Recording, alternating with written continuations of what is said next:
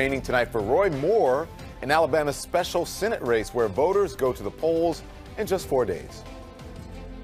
We need somebody in that Senate seat who will vote for our Make America Great Again agenda, which involves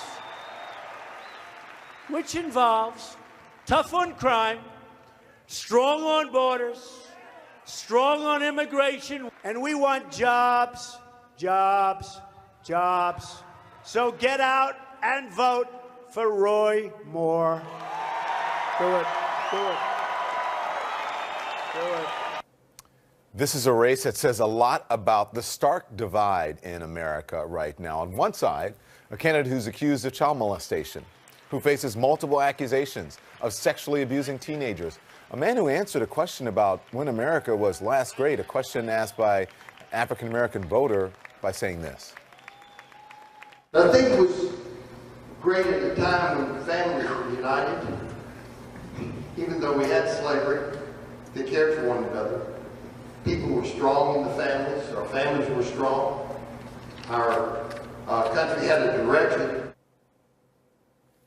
Yes, incredibly, Roy Moore says America was great during slavery. And supporting him, the President of the United States, the man whose history of racist remarks is so incendiary. Two top African-American congressmen, John Lewis himself, a civil rights icon, and Benny Thompson, are boycotting the opening of the Mississippi Civil Rights Museum tomorrow because the president will be there. The congressman saying Trump's attendance is an insult to the heroes of the civil rights movement.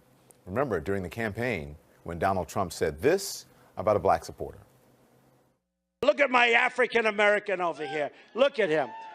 Are you the greatest? Do you know what I'm talking about? Remember when Trump, in an interview with our very own Jake Tapper, refused to condemn KKK leader David Duke? Will you unequivocally condemn David Duke and say that you don't want his vote or that of other white supremacists in this election? Well, just so you understand, I don't know anything about David Duke, okay? I don't know anything about what you're even talking about with white supremacy or white supremacists. So I don't know. And just in case you don't remember, this was back in 1989 when Trump took out full-page ads in New York City newspapers, calling for the death penalty for 5 black and Latino teenagers who were wrongfully convicted in the infamous Central Park jogger case.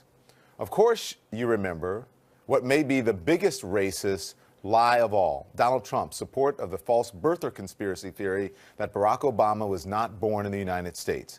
And then there's the president's response to deadly white supremacist violence in Charlottesville, claiming there were some very fine people on both sides.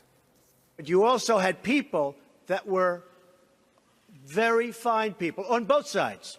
You had people in that group, excuse me, I saw the same pictures as you did. President Trump slamming Moore's opponent in the race, Doug Jones, as soft on crime. But Jones is a man whose response to white supremacist violence was very different from the president's. Doug Jones prosecuted the last remaining Birmingham church bombers, Klan members who killed 4 young black girls in 1963 in one of the most notorious hate crimes in American history. A brutal attack that exposed the murderous hate at the root of racism. The Klan murderers were hiding in plain sight for nearly 4 decades, but Doug Jones finally got justice for those 4 little girls. And the best response to all of this may be the words of the Reverend Dr. Martin Luther King Jr. Just 3 days after the Birmingham church bombing, Dr. King spoke to thousands of mourners, black and white, at the funeral of 3 of the girls, saying this: "This tragic day may cause the white side to come to terms with its conscience. In spite of the dark